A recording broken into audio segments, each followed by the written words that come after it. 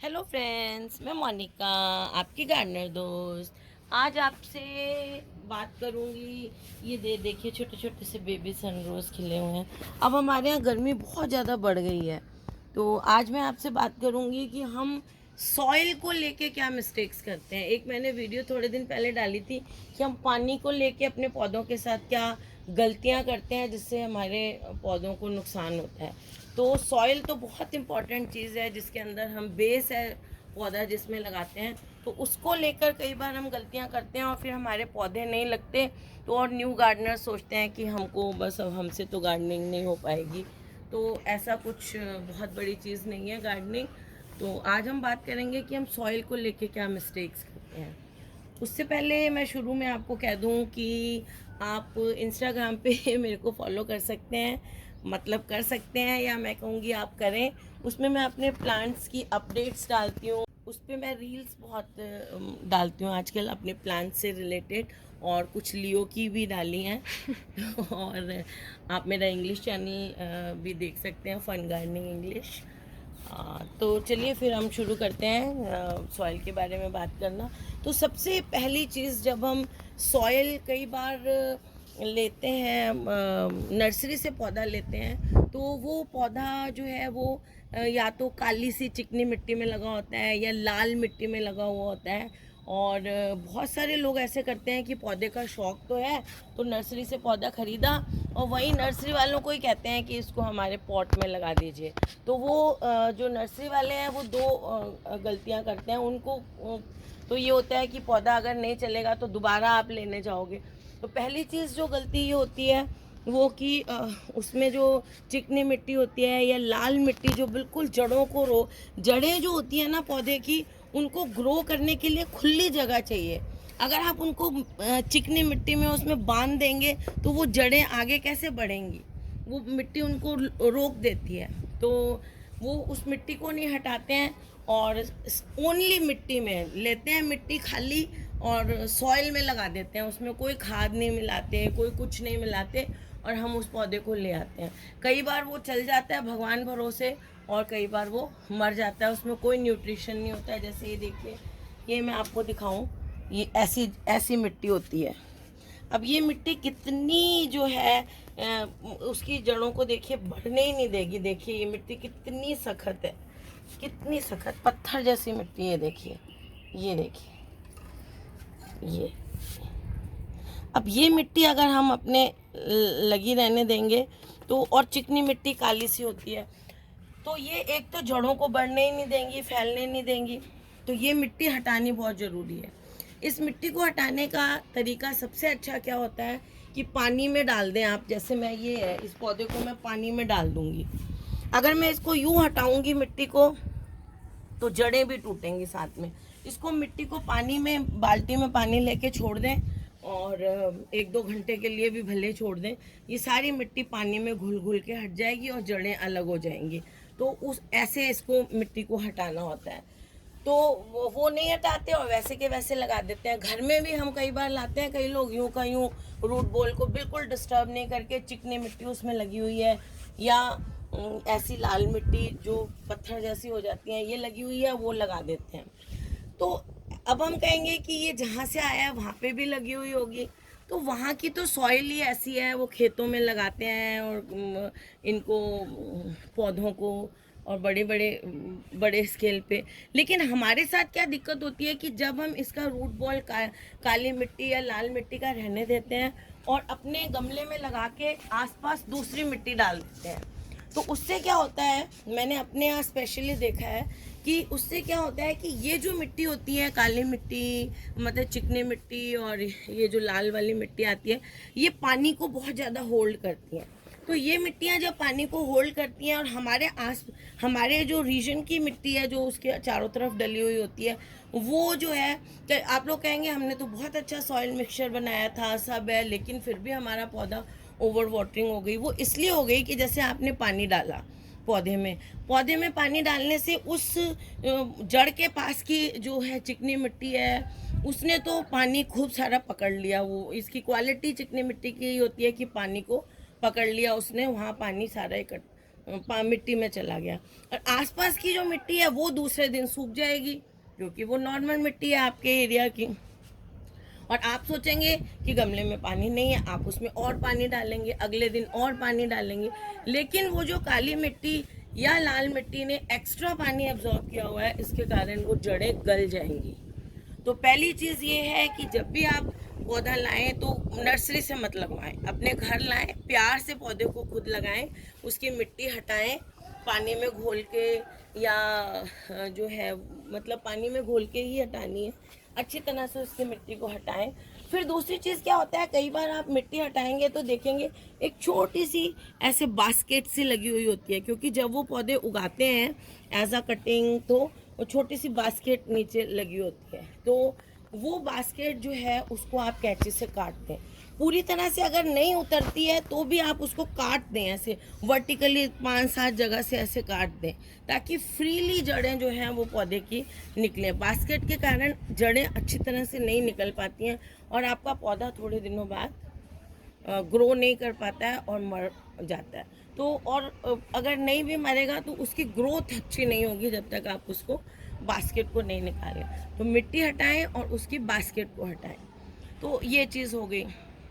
फिर उसके बाद हम सॉइल मिक्सचर बनाने में भी कई बार गलती करते हैं। हम जो है वो सॉइल मिक्सचर जैसे मैं बताती हूँ, एक हिस्सा मिट्टी, एक हिस्सा सॉइल बजरी, जिसको क्या बोलते हैं रिवर सैंड, और एक हिस्सा खाद मिलाने के लिए मैं बोलती हूँ। लेकिन आपकी ये जो है वो आइडियल सॉइल मिक्सचर है, बहुत अच्छा सॉइल मिक्सचर है। कई बार आपके एरिया की मिट्टी बहुत ज़्यादा चिकनी है या बहुत, तो आप उसमें थोड़ा सा अकॉर्डिंगली, जैसे मैं आपको बार बार दिखाती रहती हूँ कि मेरे गमलों की मिट्टी जो है वो कितनी फ्री फ्लोइंग होती है। मैं आपको फिर दिखाऊँ एक बार, चलिए इसमें दिखाती हूँ। मेरे गमलों की मिट्टी ये देखिए कितनी ऐसे फ्री फ्लोइंग, ये कंसिस्टेंसी होती है इसकी। ये तो आप जो है अपने अकॉर्डिंग, अपने जहाँ आप रहते हैं वहाँ के अकॉर्डिंग देख, आपकी मिट्टी हार्ड है, मतलब थोड़ी सी हार्ड वाली है, तो उसमें रिवर सैंड थोड़ी ज़्यादा मिलानी पड़ेगी। अगर आपकी मिट्टी जो है वो चिकनी है, चिकनी मिट्टी में मैं कई बार कई वीडियोस में बोल चुकी हूँ रिवर सैंड नहीं मिलानी है। रिवर सैंड आपको पता है कि कंस्ट्रक्शन में सीमेंट के साथ मिलाई जाती है, और सीमेंट जो है वो बाइंड करता है किसी भी चीज़ को, तो वो रिवर सैंड के पार्टिकल सीमेंट में जाके फिक्स होके वो बाइंड होके, आपको पता है सीमेंट और उसका मिक्सचर कड़ा हो जाता है, और वो हम कंस्ट्रक्शन में काम में लेते हैं। इसमें अगर चिकनी मिट्टी में आपने रिवर सैंड मिलाई तो वहाँ पर चिकनी मिट्टी सीमेंट का काम करेगी, और रिवर सैंड मिलने के बाद देखिए ये मिट्टी देखिए, ये थोड़ी सी, ये आपको हार्ड लग रही है लेकिन ये भी फ्री फ्लोइंग है मेरी।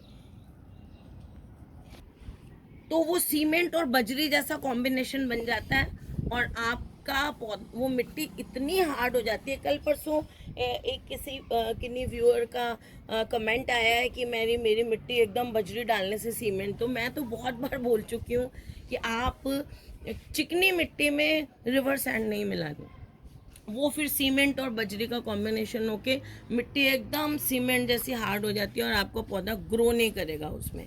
तो ये चीज़ ध्यान रखें, रिवर सैंड चिकनी मिट्टी में नहीं डालनी है। चिकनी मिट्टी में आपको कोकोपीट ही डालनी पड़ेगी। वैसे तो देखिए कोकोपीट डालने से भी पौधों को बहुत नुकसान होता है। कई बार क्या होता है, हम सस्ती कोकोपीट के चक्कर में पड़ जाते हैं। तो कभी भी जब भी लें सस्ती के चक्कर में नहीं पड़े, कोकोपीट बढ़िया वाली लें। मैंने एक बार अमेज़ोन से कोकोपीट मंगा ली, और वो कोकोपीट जो है वो थोड़ी जो कम अच्छी वाली कोकोपीट होती है, उसमें सॉल्ट्स बहुत ज़्यादा होते हैं और वो एसिडिक होती है नेचर में। तो कोकोपीट जब भी आप लें, पहली चीज़ तो अगर आपकी चिकनी मिट्टी है तो आपको लेनी ही पड़ेगी, वो ज़रूरी है आपके लिए, आप रिवर सैंड नहीं ले सकते। तो कोकोपीट को जब आप लें थोड़ी अच्छी लें, बढ़िया वाली, महंगी मिले तो कोई बात नहीं है। फिर उसके बाद उसको ल्यूक वार्म वाटर में 3-4 बार अच्छी तरह से धो लें। ज़रूरी नहीं है कि देखिए आपने बहुत 2 किलो का ब्रिक मंगाया है तो आप सारे ब्रिक को एक साथ पानी में भिगोएं। आप थोड़ा थोड़ा करके ब्रिक के टुकड़े काटते जाएं, थोड़ा सा टुकड़ा तोड़ लें ब्रिक में से, फिर उसको यूज़ करें। 3-4 पानी अच्छी तरह उसको वॉश करें, पानी में पूरा अच्छी तरह डुबो के, हाथ से मसल के, फिर किसी छाननी से उसको निकाल के, फिर दूसरे पानी में, तीसरे, ऐसे, ताकि उसमें जो भी सॉल्ट्स हों या उसकी एसिडिक नेचर है वो चला जाए। तो उसके बाद उसको मिक्स करें। और कई बार क्या होता है, अच्छा मिट्टी में, प्लेन मिट्टी में पौधा मत लगाएं, हमेशा उसमें एक हिस्सा खाद या एक हिस्सा या तो कोकोपीट या रिवर सैंड, जैसी आपकी मिट्टी है उसके अकॉर्डिंग। बाकी सब मिट्टी में रिवर सैंड चलती है, रिवर सैंड बेस्ट होती है। और लेकिन थोड़ी चिकनी मिट्टी में आपको कोकोपीट ही डालनी पड़ेगी। मैं रिवर सैंड ही यूज़ करती हूँ। एक बार कोकोपीट यूज़ करके मैंने, मेरे सारे जरबेरा जो है वो मर गए, अच्छा कोकोपीट नहीं आया था इस कारण। तो नेक्स्ट चीज़ क्या है कि जैसे आपके किसी गमले में कोई पौधा लगा हुआ है, अब उसको फंगस लग गया। फंगल इन्फेक्शन एक इस तरह का इन्फेक्शन होता है कि आप शुरू में उसको कंट्रोल कर लें तो ठीक है, लेकिन आपको अपनी स्किन वगैरह पे भी देखना, ह्यूमन बींग्स में भी जब फंगल इन्फेक्शन हो जाता है वो बहुत मुश्किल से जाता है, फंगस बहुत मुश्किल से जाता है। तो कई बार आपका पौधा फंगस से मर जाता है। तो जब वो पौधा फंगस से मर जाता है तो हमें उस गमले में, कई बार हम ये गलती करते हैं, पौधा उखाड़ा, फेंका और उसमें दूसरा पौधा लगा दिया, तो वो दूसरा पौधा भी मर जाएगा, क्योंकि वो जो फंगस है वो मिट्टी में भी होगा।